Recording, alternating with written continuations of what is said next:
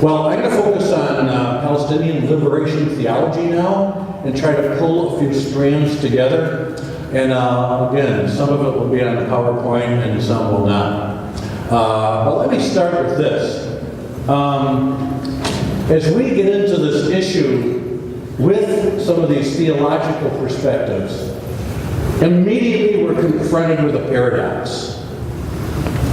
This struggle, the Israeli-Palestinian conflict, is not a religious struggle. Bottom line, it is not a religious struggle. But at the same time, it is very adept at using religion to advance its political goals. It has done that since the beginning. I think it was Cecily this morning who mentioned that early Zionist narrative. Remember what the first one was that was so successful with Herzl? What was it? A land of no people for a people with no land. I did my doctoral research on evangelical Christian Zionism and learned that that phrase in another form, a land of no country for a people with no country, was first used in 1839, published in the London Sunday Times by Lord Shaftesbury, an evangelical Christian lobbyist of the Parliament. It predated Zionism, but Zionism then picked it up and reframed it and cleverly marketed it, a brilliant marketing tool. But it's a lie, it's a myth. Because when they first used that phrase, the percentage in Palestine, which was then under the Ottoman Empire, in 1897, when Herzl founded the World Zionist Congress in August, the percentage was 94.6 Palestinian Arab to about 5% Jewish, pre-Israel, and the rest were missionaries and business people. So that was the percentage. It was not a land without people. But that myth carried on. And that religious language worked very well. As Lord Shaftesbury and others then lobbied the British Empire. And then later, they lobbied for the Balfour Declaration, which gave the Zionist movement its first international legitimacy. Balfour Declaration, we just passed the date, November 2nd. So, religion plays a role, and we have to be careful at subverting, challenging, and deconstructing that language. When I first got involved in this, well, when I would go home, my mom would say, "Don, why are you bothering with this Palestinian issue? You know, the Jews and the Arabs have been fighting since Cain and Abel." There's a myth. Yeah, I don't hear that one much anymore. Mom has passed on. And then she went on to say, this won't be solved until Jesus comes back. Now you hear that one a little bit from the right-wing evangelical televangelists. But anyway, there are a number of these myths that are around. Ali just mentioned how adept Netanyahu is. He was right on it with the tragic bombings in Paris. Said, we stand shoulder to shoulder with all who are under terrorism like we are. Now, guess who just yesterday made a similar statement? Hillary Clinton. Equating Hamas with ISIS, which easily translates into the Palestinians. So we know where Hillary stands. And, but then that is another myth. The Islamophobia runs really deep, and it will be bathed in religious language and marketed very skillfully, unfortunately.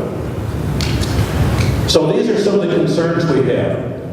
The Bible itself is a very complex book, and many of these are found readily in the Bible. And let me read you just one. Palestinian liberation theology, like other liberative theologies, Use several basic principles. One is the preferential option of the poor, of the oppressed. And through their lens, we read Scripture, do our theology, and then engage in the work. It's called praxis. The situation of oppression that we are in gives us our agendas. We reflect on the Bible, on the life of Jesus and of the prophets, and develop our strategies carefully. So this is the praxis work, Praxis, and Paulo Freire develops that in his Pedagogy of the Oppressed that Ali cited. So, here's a problematic text. You're familiar with a lot of these. This one is from, whoop, I lost my place. Let me go find it again. Deuteronomy 7. Here we go. It's subtitled here, Chosen People. When the Lord your God brings you into the land that you are about to enter and occupy, note the word, and he clears away many nations before you, the Hittites, Girgashites, Amorites, Canaanites, Perizzites, Hivites, Jebusites. Many of these were the indigenous peoples of Palestine. 7 nations, mightier and more numerous than you. And when the Lord your God gives them over to you, and you defeat them, you must utterly destroy them. What kind of an image of God is that? Here it is, right in Deuteronomy. And that text goes on to say, you must extinguish the breath of every living being. Children, orphans, even the animals. Genocide. That's in the Bible, folks, and I think we all are aware of it. And there's much else in the Bible. Let's click on this. Some of you have seen this. West Wing Bible Story. Thank you very much. Thanks a lot. I wish I could spend more than a few minutes with you, but the polls don't close in the East for another hour, and there are plenty of election results still left to falsify. You know, with so many people participating in the political and social debate through call-in shows, it's a good idea to be reminded every once in a while. It's a good idea to be reminded of the awesome impact.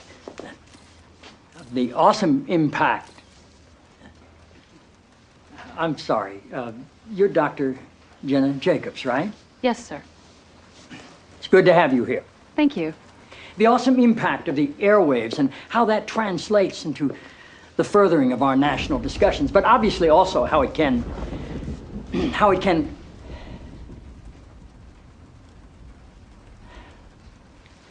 forgive me, Dr. Jacobs.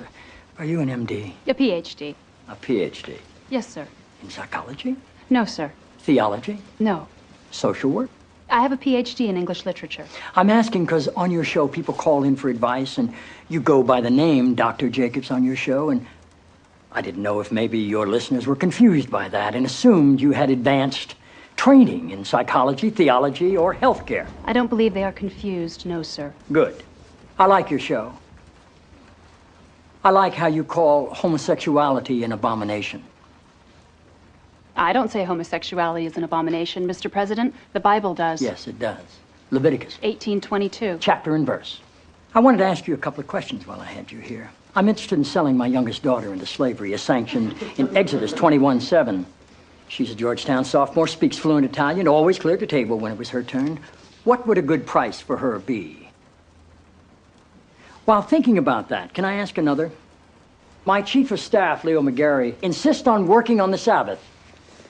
Exodus 35:2 clearly says he should be put to death. Am I morally obligated to kill him myself, or is it okay to call the police? Here's one that's really important, because we've got a lot of sports fans in this town. Touching the skin of a dead pig makes one unclean, Leviticus 11:7. If they promise to wear gloves, can the Washington Redskins still play football? Can Notre Dame? Can West Point? Does the whole town really have to be together to stone my brother John for planting different crops side by side? Can I burn my mother in a small family gathering for wearing garments made from 2 different threads? Think about those questions, would you? One last thing.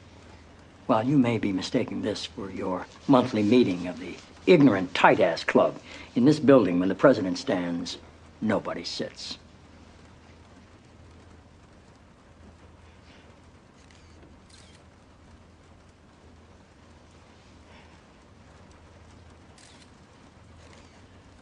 Toby. Yes, Mr. President.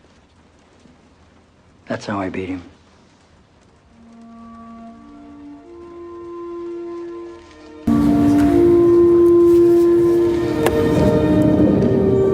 Okay, that's a bit graphic, but some of the logical conclusions of biblical texts are problematic. So liberation theology tries to deconstruct these, and of course many others in Bible scholarship are trying to do it as well. But what I like to do is just raise some of these questions from Scripture and then move to how we are trying in Friends of Sabeel, and other movements, Jewish, Christian, and Muslim liberation theologians apply this to the enormous challenge of liberating Palestine.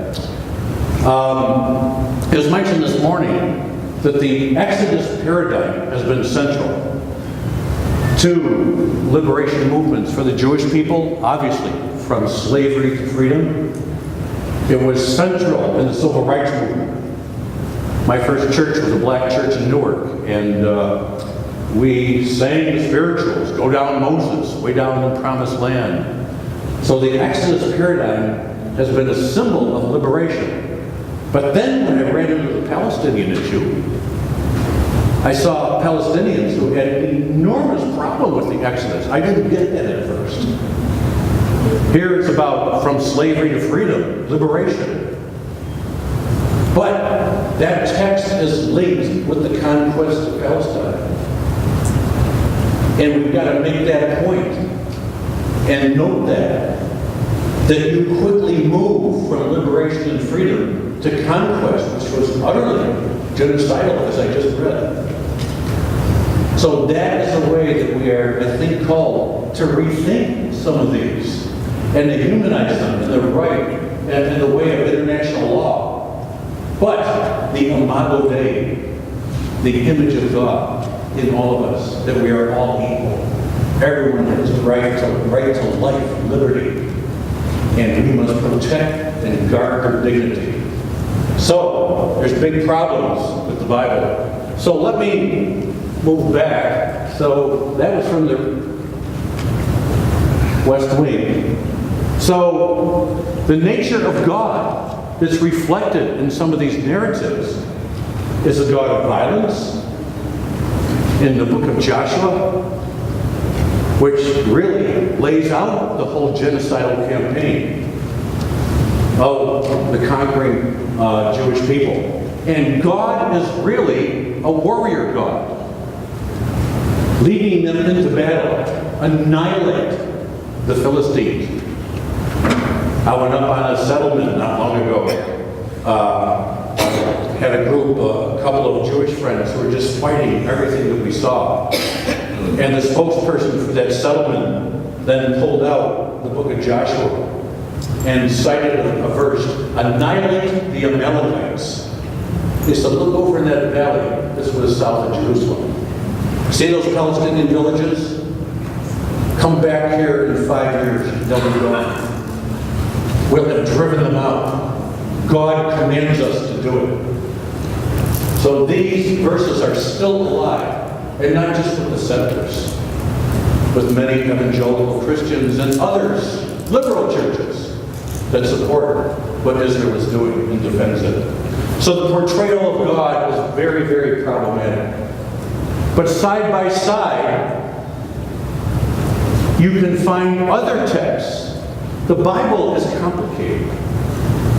It lays together many, many texts with different visions of God, of humanity, of chosenness.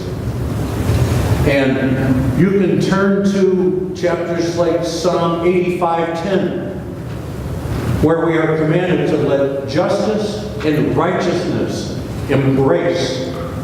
Righteousness from the Hebrew and the Greek translation is justice. Peace cannot happen without justice. Psalm 85:10 explicitly lays that out. Justice and peace must embrace, and that's part of our mandate. So there's a different view of God, a God of all of us. And we in Seville, naivety likes to talk about, we believe in the book of Jonah, not Joshua. And in the book of Jonah, this will be a review from those of you who were in my workshop, sorry for the boredom. But the book of Jonah is like a 4-act drama. Act 1, Jonah is called to take God's message to the Ninevites.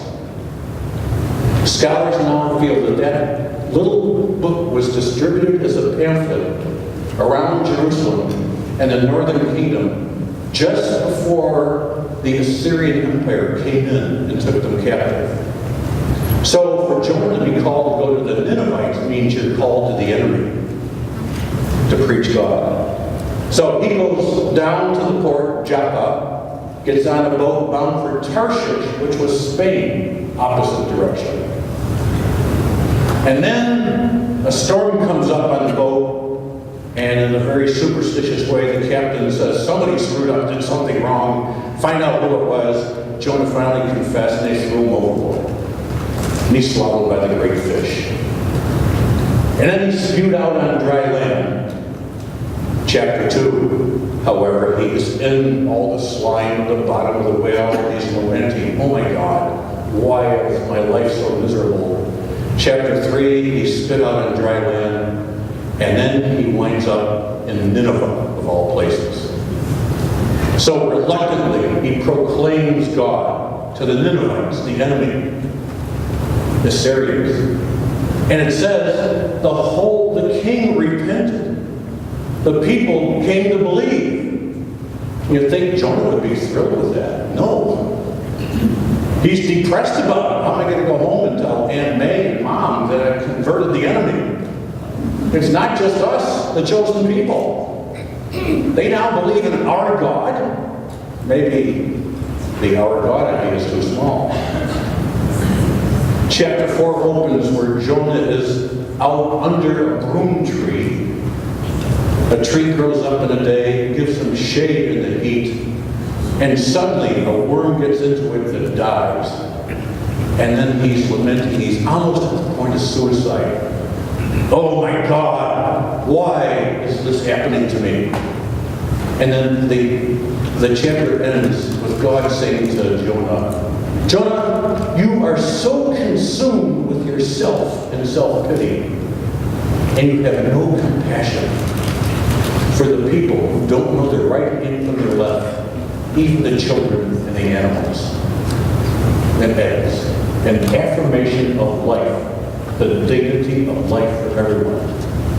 And that book is a prophetic book that calls us that we are all God's children, equal. And the chosenness issue becomes a problem when it gets to be exclusive. Okay, we did that. Preferential option of the poor. I'll be real brief here because we've already touched on it. This is a basic concept of Latin American liberation theology. Palestinian liberation theology doesn't use the same categories, but it gets to the same place. Preferential option. The poor, the oppressed, shape our agenda through the process of our current situation, reflection on it, reflection on the Bible, models through history, Jesus and the prophets that inspire us to respond. But the preferential option of the poor, we listen to the oppressed. We give them a priority, not in a paternalistic way, but in fact, they are part of the leadership. They are the ones who will guide us. The Beatitudes, blessed are the poor. Father Shakur, many of you know him, visited Ebeling. He speaks Aramaic, and when he did a study of the Beatitudes, he sometimes would do a teaching over by the Sea of Galilee. And I remember once, a televangelist named Robert Schuller had just done a series of sermons and published a book on the Be Happy Attitudes. And Shakur said, oh my God, how Western, how outrageous. The Beatitudes, blessed are the poor, blessed is how you feel, happy. He said the Aramaic, which Jesus spoke, is ahre. It means to get down and get your hands dirty and go to work proactively for peace, to be a peacemaker. Blessed are the poor in spirit, blessed are the meek. It's the peacemakers, the peace doers. So it's not just about how you feel. It's staying with it for the long haul. Samud and justice. Next one. So we've got the nature of God. It's a God of love and expansion. It's the preferential option of the poor who write our agendas, and as Anna Balzer and Cecily and others are saying, Palestinians must be out front. I should not be doing this lecture. It's only because Naim Atik happened to be in Palestine, and Tarek didn't want to do it. He'll be doing these in the future. I'm standing inadequate. It's the Palestinians who are needing to be shaped, the theology and the discussion from their experience. Challenging exceptionalism and chosenness. A huge problem. Chosenness, as it's translated into elevating one ethnic race above all others, is a huge problem. And it's tough to get at that in many ways because we're so embedded in that narrative. You know, it's like the tiger in the cage that you were talking about, Tarek, that we are living with that kind of frame of reference or that narrative of chosenness. And it's difficult to break out of it. Just like the tiger kept walking that same 12 feet back and forth. But liberation theology helps liberate our thinking and take the lenses off so we can see this in new light. And I just want to mention a scholar, Dr. Walter Brueggemann, who is on a journey himself. He's one of the foremost Western theologians of the Hebrew Bible. And his earlier books were not critical about issues like chosenness and so on. But he's written a new book. He's not there all the way. There's some problems with it that our sister and I agree on. And I want to talk with you when we end about some of them. But he is very clear on a couple of things. In his new book, Chosen, with the question mark, I commend it for study, Bible study and so on. He says three things that are really right on.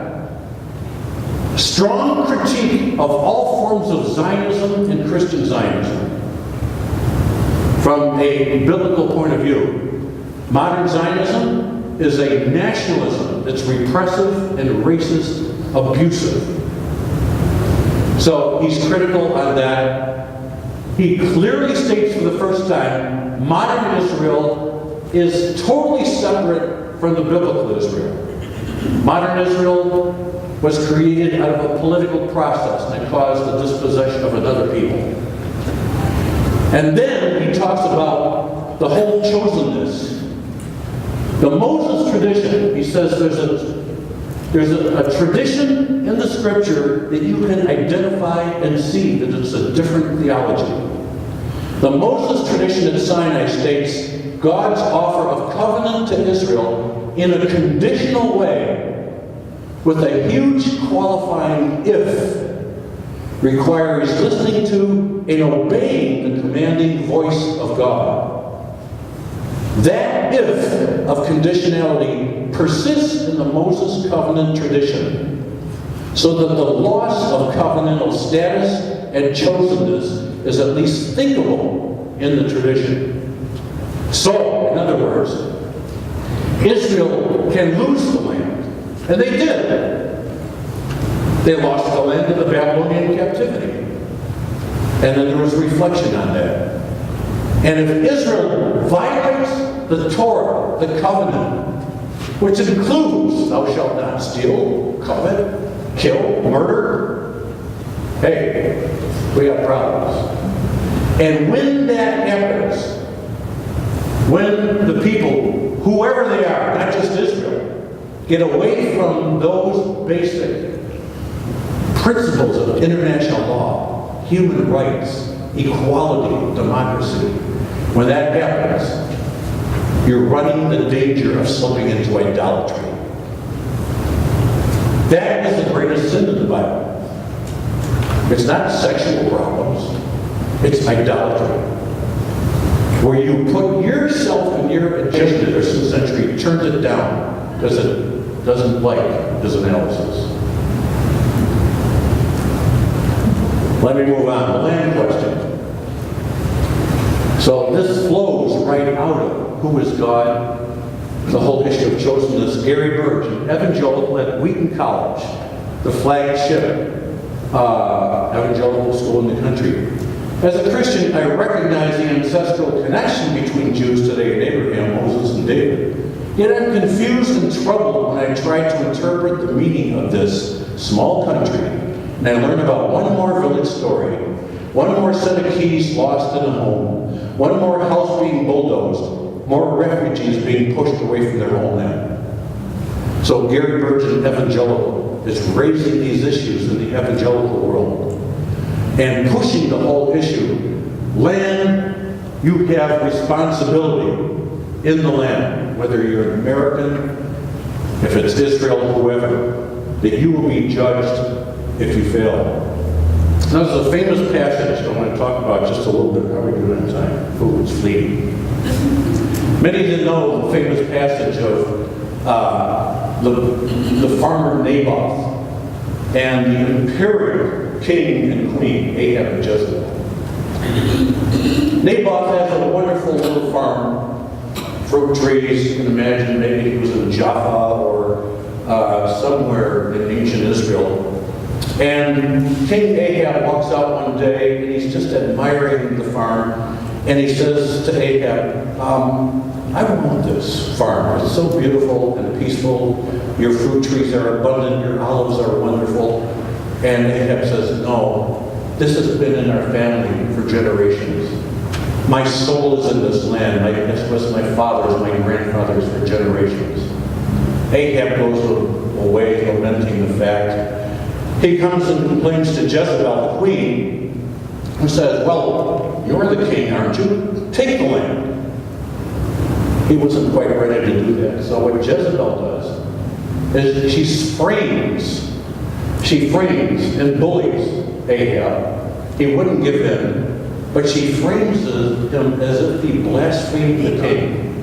Naboth. They framed Naboth. Then he's stoned to death. And then after he's murdered, Ahab heard that Naboth was dead. He arose, went down to the vineyard, and seized it. So, in many ways, that's what's going on today. Tent of Nations. We'll be there with the travel group. Many of you have been there. A farm, a Lutheran actually, Dawood Nassar and family. They've got the papers going back to Ottoman times, the deeds of owning the land. 1960. Before that. 1926. Well, 1960. I don't know the exact date, 16? 1960. Yeah, they go back to that. They've got the papers. They're in and out of court all the time. And I think it was June, the IDF, the Israeli army, raided the land, sawed down 1,500 fruit and olive trees. Groups are going back. We're going to go back and help replant those in January.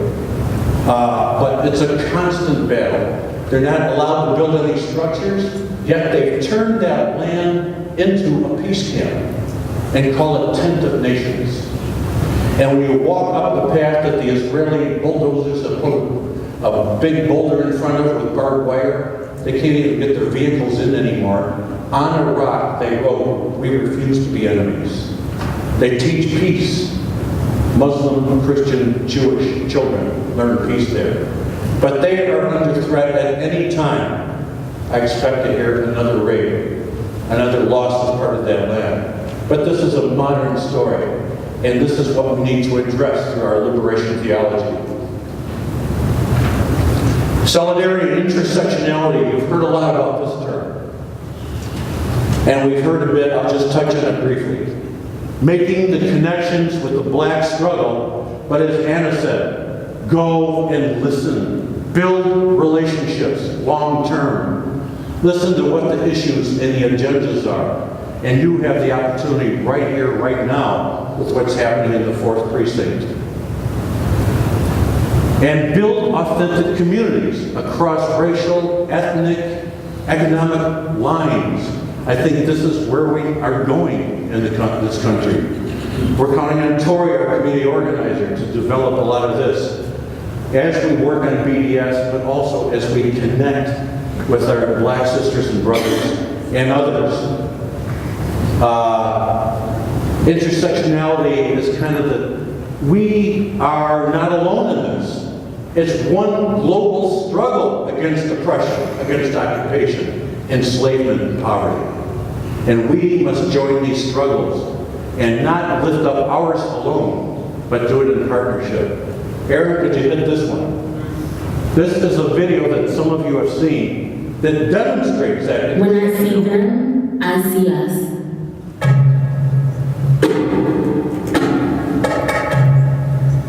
Every 28 hours, a black life is stolen by police or vigilantes in the U.S. Every 2 hours, a Palestinian child was killed in Israel's attack on Gaza last summer. Eric Garner, 43 years old, father of 6, grandfather, friend. Ghalia El-Ghanna, 7 years old, killed when an Israeli missile struck her home. Hashem Abu Mari, 45 years old, father of 4, human rights worker. Ayana Jones, 7 years old, killed in her sleep by Detroit police. When I see them, I see us. Harassed, beaten, tortured, dehumanized. Stopped and frisked, searched at checkpoints. Administrative detention, youth incarceration. When I see them, I see us. from Rikers Island to Ophir Prison. From Rafah to Chicago, lives are being stolen. Remember them. We are not statistics. We are not collateral damage. We have names and faces. Sakia, Nadine, Kimani, Joanne, Renisha. Muhammad. they burned me alive in Jerusalem. They gunned me down in Chicago. They shot our water tanks in Hebron. They cut off our water in Detroit. They demolished our homes in the Naka. They swallowed our homes in New Orleans. When I see them, I see us.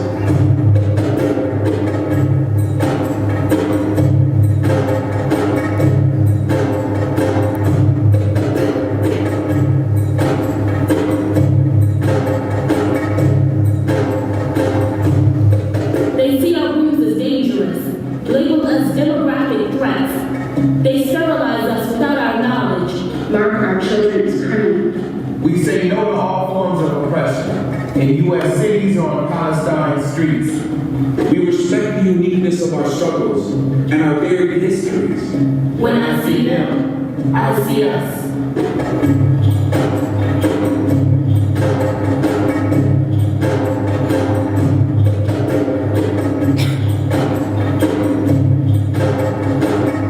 Resilient, steadfast, determined, I see who we were meant to be. Alive, free, liberated. Mapping out our destiny. I see hope, Strength. Love, A place where our children can dream. I see a road, a partner, A family. a world where we can rise and be seen.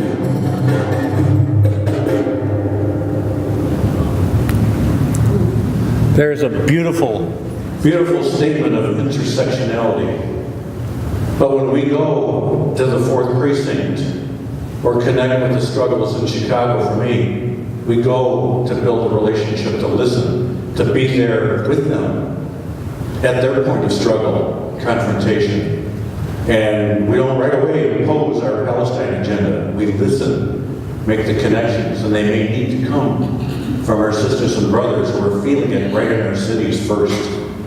But this kind of work, moving into this intersectionality phrase, this networking with dignity for each and every one of our common struggle for justice is where we are going. Nonviolence. Not to repay evil for evil. Love your enemies. That's the toughest one, I find. Love your enemies. Pray for those who persecute you. And the issue is that we not mirror the evil within ourselves. I so often, younger years especially, got angry. I was an angry peacemaker. And we need to channel that anger. And I like that one, blessed are the meek, for they shall inherit the earth. One interpretation of that is meek is used to guide the horse and the mule as they plow, so that their energy is constructive and moving in the right direction. It's a little oppressive symbol, it's a mixed analogy. But to take that anger and channel it for constructive, peaceful purposes, and we need not just mirror and fight back with resentment and retaliation, but to transform that energy into constructive work for justice. And here I think the BDS movement is the way. And I had to bring in Dr. King, who was such a model of this. And in his letter for the Birmingham jail, it was cited earlier, but go and reread it. You can just Google letter from a Birmingham jail and reread it. And the principles of action are right there, of nonviolent direct action. It's a blueprint of how to move and work. And he has this interesting section. I must confess that over the past few years, I've been gravely disappointed with the white moderate. I've almost reached the regrettable conclusion that the Negro's great stumbling block in the stride toward freedom is not the White Citizens Council or the Ku Klux Klaner, but the white moderate who is more devoted to order than to justice, who prefers a negative peace, which is the absence of tension, to a positive peace, which is the presence of justice, who constantly says, I agree with you in the goal you seek, but I cannot agree with the methods of direct action. Our mainline Protestant and liberal churches are struggling with BDS. I hope and pray that we can keep it in the Presbyterian Church, but there's a movement now using some of the methods that Cecily outlined. We're seeing it. It's in front of the Chicago Presbytery today. And it's a white liberal movement of, you've gone too fast with BDS. You're hurting our relationships with the Jewish community. And they're talking to the Jewish establishment and refuse to even talk with JVP and say, we're broken. And those of us advocating BDS are the troublemakers, dividing the church. So there's a movement that's coming before the Presbyterian Church. It is being organized nationally. The Methodists will face the same. So we have to struggle, even in our progressive churches, to hold on to what we've gained on BDS, and even go further, as Ali challenged us, on the issues of justice in Palestine. But it's not just the evangelicals. I really believe that many of our mainline denominations have another form of Christian Zionism. We call it the ecumenical deal. We want to have dialogue with our Jewish partners. We want to have wonderful dinners and events. But check at the door anything about justice for Palestinians is too complicated. Let us deal with it, not you. So that is some of the line that the mainline liberal, I call Christian Zionism. It's the ecumenical deal that Mark Braverman framed so well. Mark Braverman and Mark Ellis. Okay, well, let me wrap up. I've got 5. I've got to skip this and get to the conclusion. There's a monograph, an important monograph that was written that I just read. It's an attack on Sabeel and Fazna from a right-wing think tank in Jerusalem.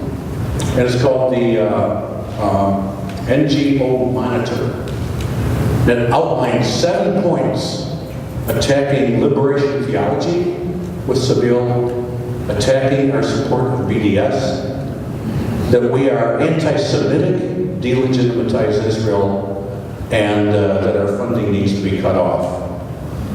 So there's going to be some challenges coming down the road, and it's all in print now, so that's what those things were from. But I want to conclude with kind of a positive and hopeful note. Ali, in his presentation today, was, usually he says, he opens the last 2 times he's spoken to Sabeel. He says, you know, folks, we've already won. Palestine is already far down the road, thanks to the successes of BDS, thanks to this, that, and the other. And he was a little bit more mellow today. And, you know, he's not an optimistic type of person. He's very realistic. But he laid out what we need to do. Keep hope alive, but put it into practical work. Practical work as you go back now to your churches, to your peace groups, to the 4th Precinct, wherever you're called to be.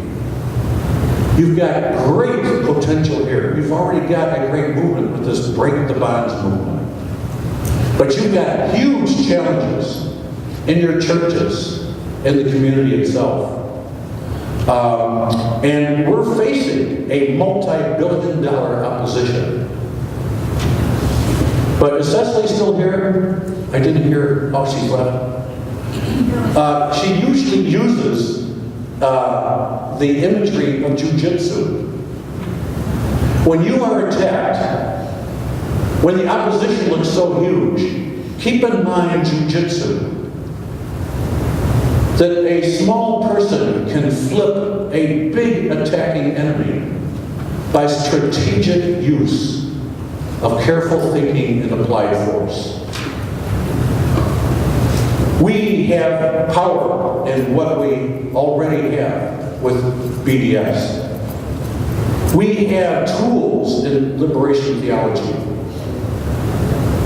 We have a movement that's building. We have Jewish partners like we've never had before with JVP. Muslim partners who are ready to come out, and we need to do battle with them on Islamophobia. But we need practical, hard work. Remember, blessed means get your hands dirty. Be patient, take time, be strategic. But go to work and apply your analysis and give this issue a priority. And remember, it's about the Palestinians. Their liberation, and their liberation means the freedom and justice for Israeli Jews as well. So let me close with this quote. I'll just do the one on the left. Today, in a world convulsed by violence and unbelievable brutality, the lines between us and the terrorists have been completely blurred. We don't have to choose between imperialism and terrorism.